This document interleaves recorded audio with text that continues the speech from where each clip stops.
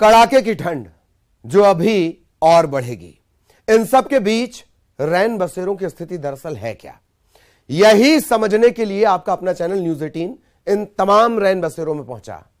वो व्यवस्थाएं जो नेताओं के जबान पर है, वो व्यवस्थाएं जो बयान में है, क्या वो जमीन में है, यही देखने के लिए अंबिकापुर लिए चलेंगे। कड़ाके की ठंड पड़ रही है। न्यूज 18 शहर में बने रैन बसेरे का रियलिटी चेक करने पहुंची। निगम की तरफ से संचालित प्रतीक्षा बस स्टैंड रैन बसेरा के हालात हमने जाने।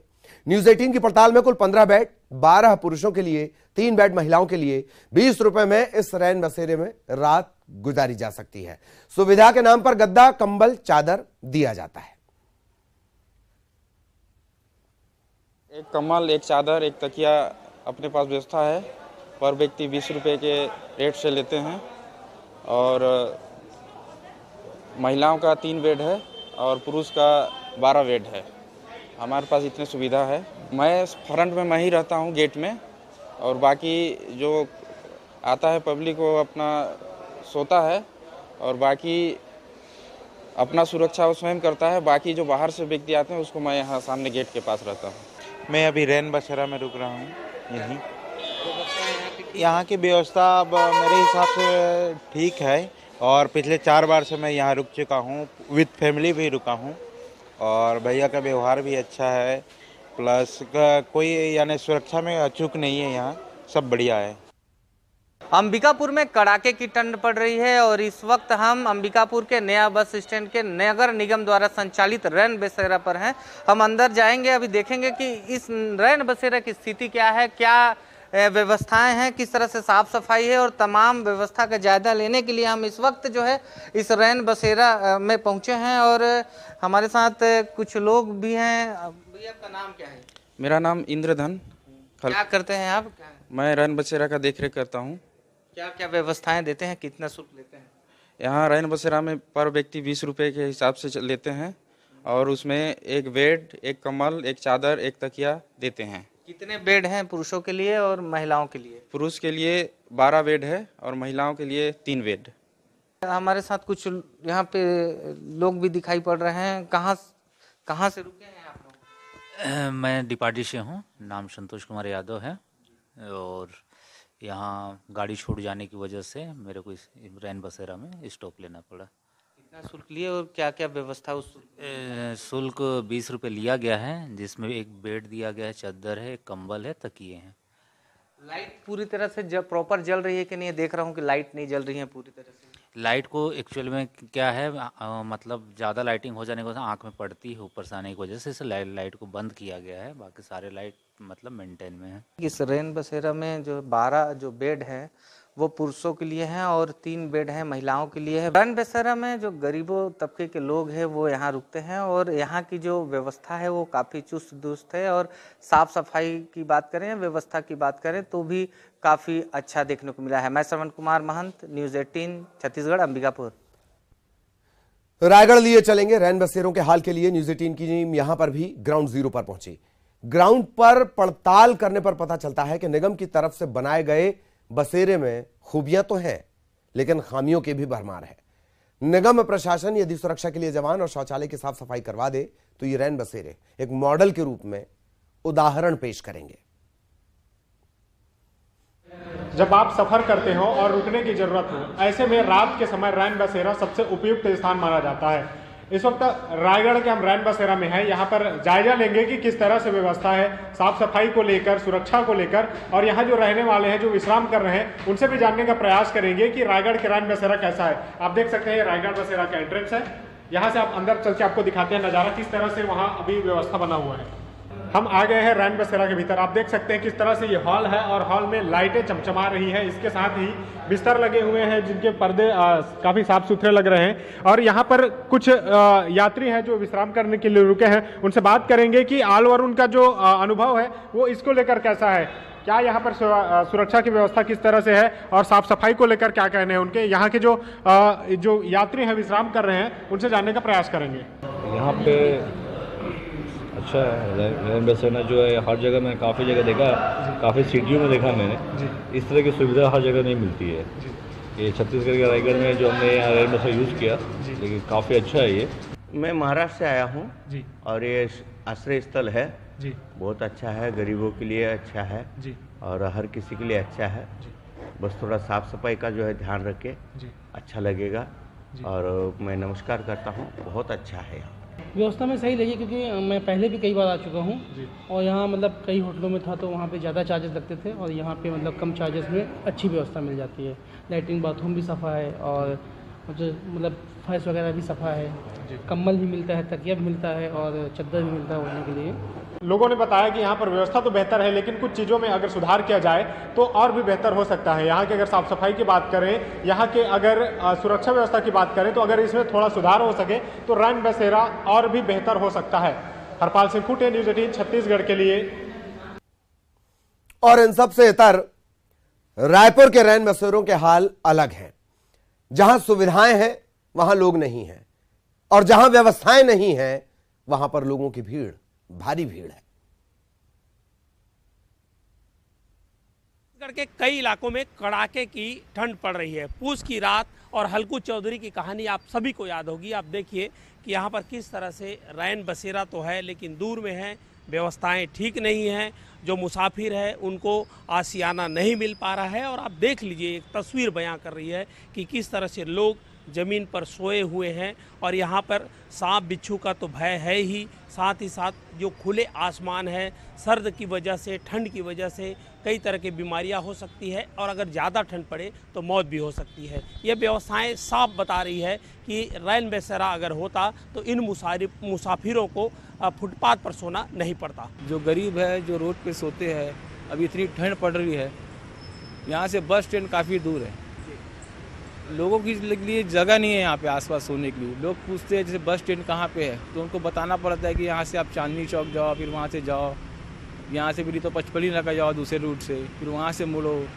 तो लोगों को तकलीफ़ होती है और जो रोड राह चलने वाले हैं, जो बेचारे जो रोड में सोते हैं, वो ठीक से जीवन अपना व्यापार नहीं कर पा रहे हैं। पंडरी का आश्रय स्थल रैन बसेरा है और आप देखिए कि पंडरी बस स्टैंड को नए बस स्टैंड है उससे शिफ्ट कर दिया गया है। इस वजह से यहाँ पर लोग काफ़ी कम आ रहे हैं, क्योंकि जितने भी जो यात्री हैं वो नए बस स्टैंड में आते हैं, तो ऐसे में अधिकांश ये जो रैन बसेरा है वो आपको खाली खाली नज़र आ रहा है।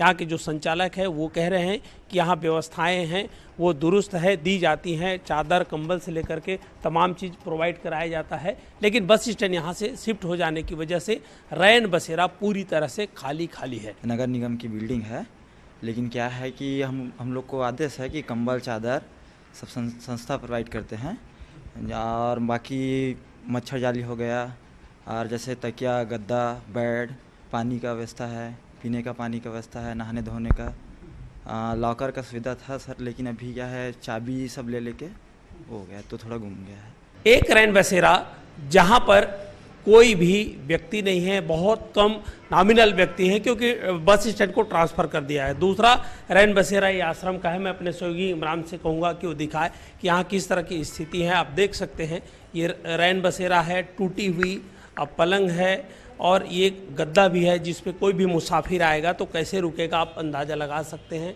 गद्दा भी फटा हुआ है। यहाँ के कर्मचारियों का कहना है, तकिया भी आप देख सकते हैं पूरी तरह से फटा हुआ है, पूरा धूल दूषित है और पूरी तरह से है। और साथ ही साथ यहाँ पर बिल्कुल कह सकते हैं कि देखिए यहाँ पर जो आएगा कोई भी मुसाफिर उसके लिए पंखा भी की व्यवस्था नहीं है। ठीक है, ये बात अलग है कि ठंड का मौसम है, पंखे की आवश्यकता नहीं है, लेकिन गर्मी के दिनों में या फिर अभी भी बच्छड़ है वो काटते हैं, तो ये कहा जा सकता है कि रैन बसेरा का हाल बेहाल है।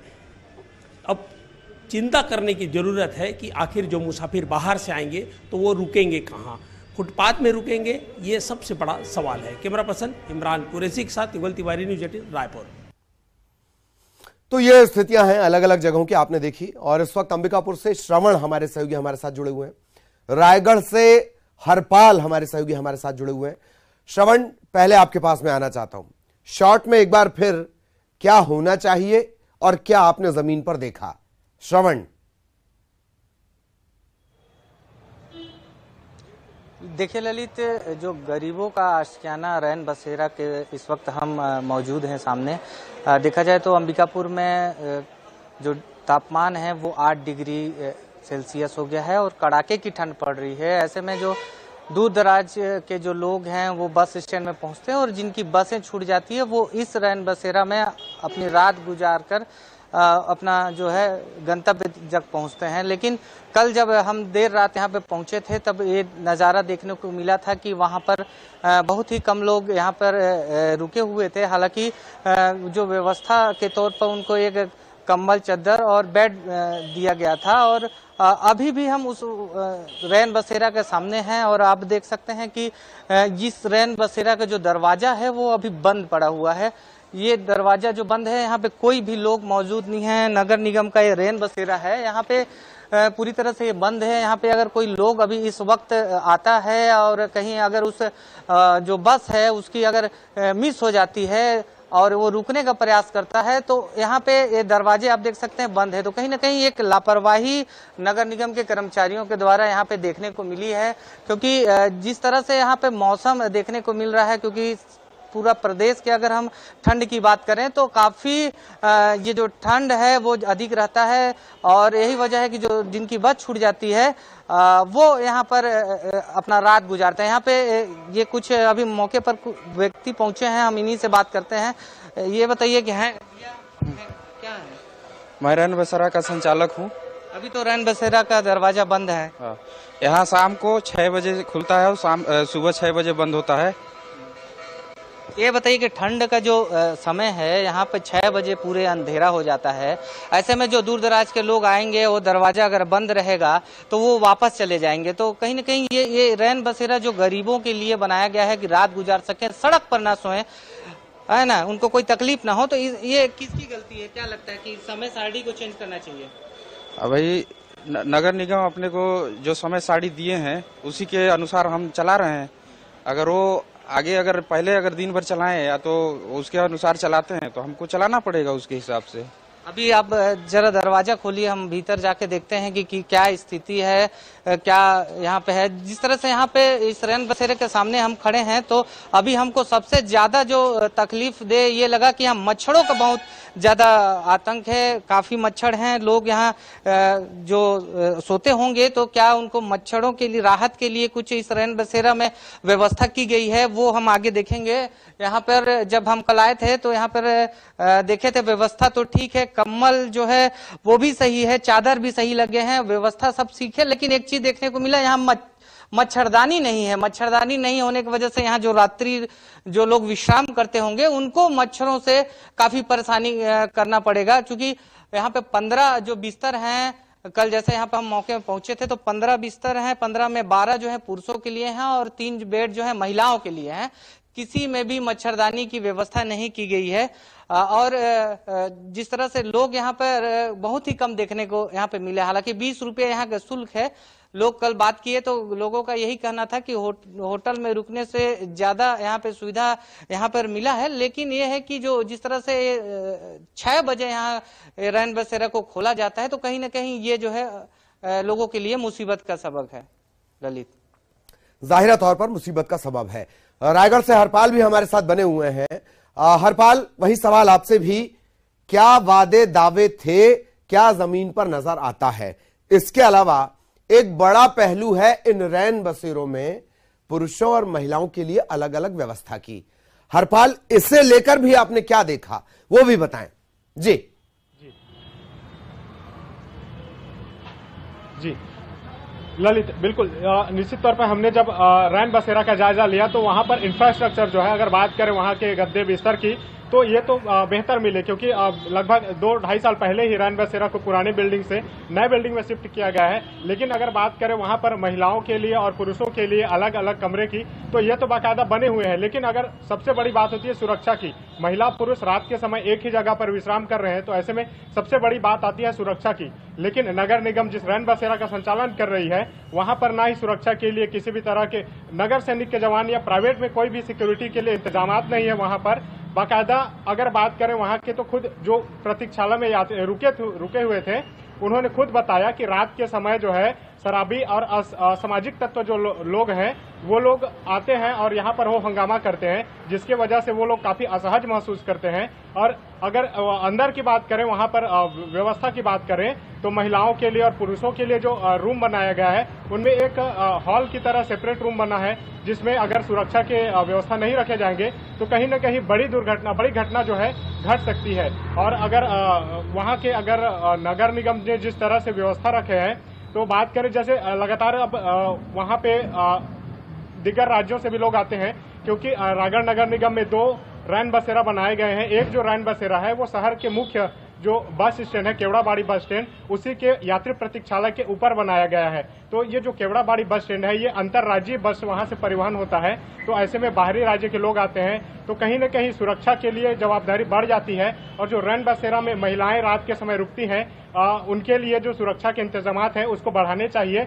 और वहाँ पे जो शरारती तत्व जो आते हैं उनको नकेल कसने के लिए नगर निगम को इस ओर ध्यान देना चाहिए। और इसके साथ ही बात करें वहां पर साफ सफाई हाइजीन को लेकर, तो यात्रियों ने जो यहाँ पर रुकने वाले जो लोग हैं उन्होंने भी स्पष्ट कहा कि यहाँ पर साफ सफाई के अभाव है, बाथरूम में सफाई नहीं है, मच्छर पनपते हैं। और जो लगातार इनको जो खामियां उसको बताने के बाद भी जो है किसी भी तरह के सुझाव को ये लोग पालन नहीं करते। और जो साफ सफाई होनी चाहिए, सुरक्षा के लिए रखनी चाहिए, वो व्यवस्था यहाँ पर कहीं भी दिखाई नहीं देती। हाँ, हमने सीसीटीवी बिल्कुल देखा है वहाँ पर कि सीसीटीवी लगे हुए हैं, लेकिन सीसीटीवी में अपराध जी बिल्कुल। तो महत्वपूर्ण बातें जो निकलकर एक सामने आई हैं कि 15 गद्दे, 15 तकिए, 15 पलंग या 15 दरी बिछा देने से एक रैन बसेरा नहीं बनता है। जिस बात का जिक्र हरपाल ने बहुत अच्छी बात याद दिलाई, मच्छर। आम जगहों पर भले ही ये मच्छर किसी मुसीबत कम मुसीबत हो, लेकिन छत्तीसगढ़ के लिए ये मच्छर कितनी बड़ी मुसीबत है, इसी से अंदाजा लगा लीजिए कि सरकार को मच्छरदानी बांटनी पड़ती है। सुरक्षा अपने आप में एक बड़ा सवाल है, क्योंकि एनसीआरबी के आंकड़े आपने छत्तीसगढ़ के लिहाज से देखे हैं।